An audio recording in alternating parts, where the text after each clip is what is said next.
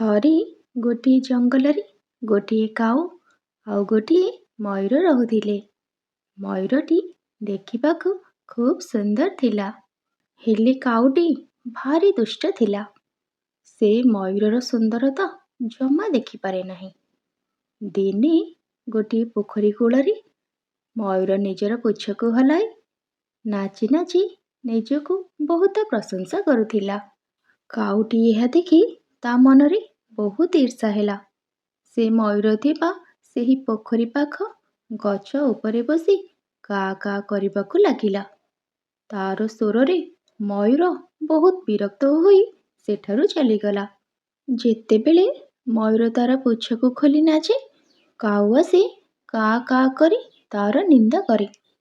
ମୟୂର କାଉର ଏପରି ବ୍ୟବହାରରେ ଖୁବ୍ ଜୋରରେ ରାଗିଗଲା। କାଉକୁ ପାନେ ଦେବ ବୋଲି ମନରେ ଚିନ୍ତା କଲା।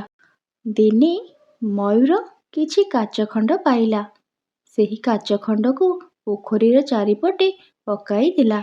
ତା ପରଦିନ କାଉ ଯେତେବେଳେ ମୟୂରର ନିନ୍ଦା କରିବାକୁ ସେ ପୋଖରୀ ପାଖକୁ ଆସିଲା, କାଚଗୁଡ଼ିକ ସବୁ ତା ଗୋଡ଼ରେ ଗଳିଯାଇ ଖୁବ୍ ରକ୍ତ ବାହାରିଲା। କାଉଟି କଷ୍ଟ ପାଇ ସେଠାରୁ ଉଡ଼ି ଚାଲିଗଲା।